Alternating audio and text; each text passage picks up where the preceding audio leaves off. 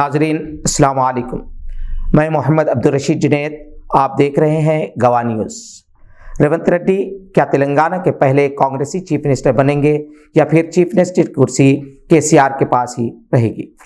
اگر مختلف ایجنسیوں کی ایگزٹ پول کا جائزہ لیا جائے تو کانگریسی قطعی اکثریت کے ساتھ تلنگانہ میں حکومت تشکیل دینے کے موقف میں ہے۔ تاہم کاؤنٹنگ کے اختتام کے بعد آخری اعلان تک کچھ نہیں کہا جا سکتا۔ ماضی میں کئی بار ایگزٹ پولز غلط ثابت ہوئے ہیں۔ اس کے علاوہ پولنگ بوتھ کے قریب ووٹرز سے کیے گئے سوالات کے جوابات کی بنیاد پر یہ ایگزٹ پول کو قطعیت دی جاتی ہے اور یہ یقینی نہیں کہ ووٹرز نے صحیح جواب دیا ہو۔ بہرحال سسپنس برقرار ہے اور جیسے جیسے وقت گزرتا جا رہا ہے دلوں کی دھڑکن تیز ہوتی جا رہی ہے۔ ہر کینڈیڈیٹ کو اپنی کامیابی کا یقین ہے۔ ایک طرف ریونت ریڈی کو اس بات کا یقین ہے کہ وہ دونوں حلقوں سے جہاں سے انہوں نے مقابلہ کیا کامیاب ہوں گے۔ کاماریڈی میں ان کے خلاف KCR ہے تو دوسری طرف KCR نے 4 دسمبر کو کابینہ کا اجلاس طلب کیا ہے جس میں وہ اپنے مستقبل کا فیصلہ کریں گے۔ BRS سربراہ کو ان کے قریبی ذرائع نے یقین دلایا ہے کہ ایگزٹ پول پر یقین نہ کیا جائے۔ تلنگانہ میں عوام نے پولنگ میں خاطر خواہ دلچسپی نہیں دکھائی۔ 2018 عیسوی کے مقابلے میں 2023 کے الیکشن میں 2% کم رائے دہی ہوئی۔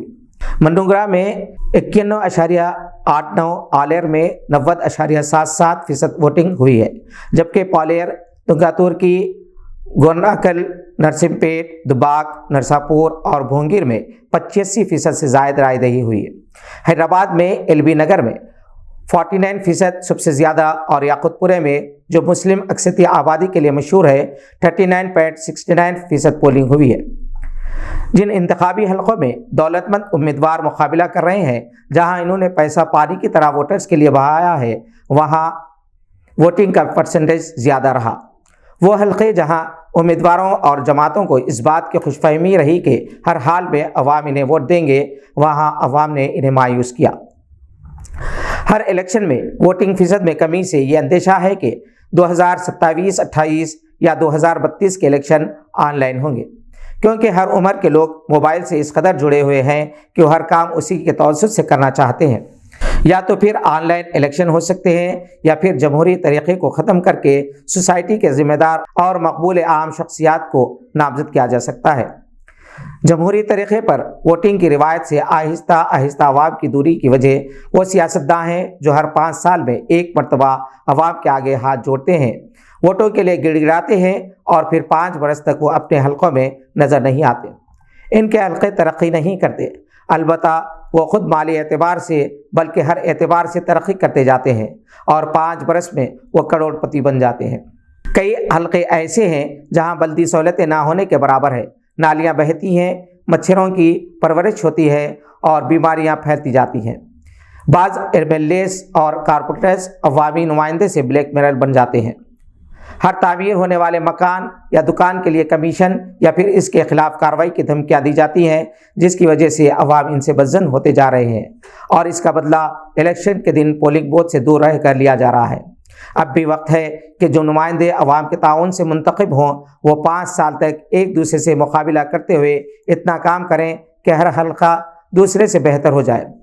مہینے میں کم از کم ایک مرتبہ اپنے حلقے کے کم از کم 5 وارڈز کی عوامی مسائل کا جائزہ لینے کے لیے کسی کمیونٹی ہال یا فنکشن ہال میں پرجا دربار کا اہتمام کیا جائے، جس میں الیکٹریسٹی، بلدیہ، health department, school education, road and buildings کے عہدیدار بھی شامل ہیں۔ عوام سے MLA صاحب مسائل پوچھتے جائیں اور متعلقہ محکمے کے عہدیداروں کو اس کی یکسوئی کی ہدایت دی جائے۔ محض اجلاس یا پرجا دربار خاموش نہ ہو بلکہ اسے فالو اپ بھی کرے۔ اگر کوئی محکمہ کام میں غفلت برتتا ہے تو اس کے خلاف اس کے اعلیٰ حکام سے شکایت کی جائے۔ اپنے حلقے کے سرکاری اسکولز، کالجز، ہاسپٹلز کا وقفہ سے معائنہ کیا جائے۔ اس کے علاوہ اس کے معیار کو بہتر بنایا جائے تاکہ غریب اور مڈل کلاس کے عوام اس سے فیض یاب ہو سکیں۔ اکثر سیاستداں دولت کمانے کے لیے الیکشن لڑتے ہیں، دولت مند تو بن جاتے ہیں مگر عوام کی نظروں سے گر جاتے ہیں۔ ویسے بھی دولت چاہے کتنی ہی کیوں نہ ہو، وہ چاہے کتنے ہی عالی شان محل جیسے مکانوں میں کیوں نہ رہتے ہوں، 2 گز زمین سے زیادہ انہیں آخر وقت کچھ نہیں مل سکتی۔ عوامی نمائندے، خاص طور پر مسلم نمائندے، عوام سے نہ صحیح اللہ سے جواب دہی کا خوف رکھے۔ آج کے لیے بس اتنا ہی، نئی خبروں کے ساتھ پھر ہوگی ملاقات۔ اگر آپ ہمارے چینل پر نئے ہیں تو سبسکرائب کرتے ہوئے بیل آئیکن دبانا نہ بھولیں۔ شکریہ۔